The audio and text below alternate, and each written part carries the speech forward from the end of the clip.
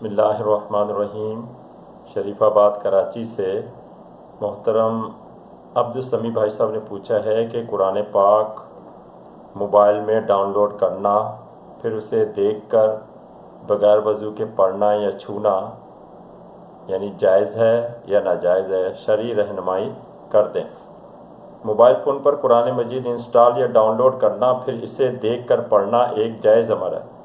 قرآن پاک کو چونکہ دیکھ کر بغیر ہاتھ لگائے زبانی پڑھنا جائز ہے، اور زبانی بغیر چھوئے قرآن پاک کو بغیر وضو کے بھی پڑھ سکتے ہیں، اس لیے بغیر وضو موبائل پر قرآن پاک دیکھ کر پڑھ سکتے ہیں۔ لیکن اگر موبائل کی اسکرین پر قرآن پاک کی آیات کھلی ہوئی ہوں تو پھر ان کو بغیر وضو کے چھونا یا اسکرین پر ہاتھ لگانا جائز نہیں ہے۔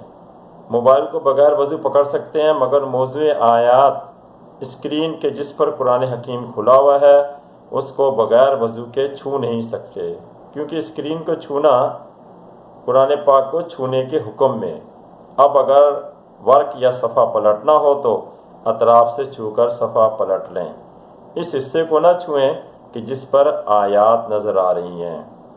یہ علماء کرام کا ایک گروپ کا موقف ہے، جن میں دارالعلوم دیوبند انڈیا، بنوری ٹاؤن کراچی اور مفتی منیب الرحمان صاحب وغیرہ شامل ہیں۔ باقی جو دیگر علماء کرام ہیں، جن میں دعوت اسلامی سے متعلق علماء کرام ہیں یا اور کچھ علماء کرام ہیں، مفتی اکمل وغیرہ ہیں، ان کے نزدیک موبائل پر بغیر وضو کے قرآن پاک پڑھ بھی سکتے ہیں اور آیات قرآنی کو چھو بھی سکتے ہیں، کیونکہ وہ آیات کمپیوٹر یا موبائل کے سافٹ ویئر میں اور ان کے اوپر شیشے کا کور چڑھا ہوا ہے اور وہ آیات شیشے کے اندر سے نظر آتی ہیں، اس لیے ان کو چھونا جائز ہے۔ ان علماء کرام نے اس کی مثال اس طرح دی ہے کہ اگر کسی کاغذ پر آیات قرآنی لکھ کر اس کاغذ کو شیشے کے نیچے رکھ دیا جائے تو پھر ان آیات کو چھو سکتے ہیں، کیونکہ وہ آیات شیشے کے اندر سے نظر آ رہی ہیں اور ان کے اوپر شیشے کا کور ہے، اس لیے شیشے کو چھو سکتے ہیں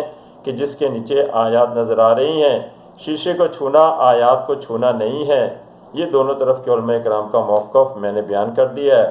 اب بصورت مسئلہ موبائل یا کمپیوٹر پر اگر آپ قرآن پاک پڑھنا چاہتے ہیں تو بہتر یہ ہے کہ باوضو پڑھیں۔ اگر بے وضو پڑھیں تو کوشش کریں موضوع آیات کو نہ چھوئیں، کہ یہ علماء کرام کے ایک گروپ کی بات پر عمل ہو جائے گا۔ لیکن پھر بھی اگر کوئی بے وضو آیات کو چھو لیں گے تو بھی گناہ گار نہ ہوں گے، کہ یہ عمل دوسرے علماء کرام کے گروپ کے مطابق ہوگا۔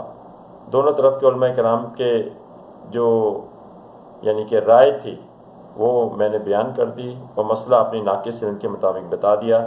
باقی اس کی حقیقت کیا ہے وہ میرا اللہ جانتا ہے، باقی واللہ اعلم۔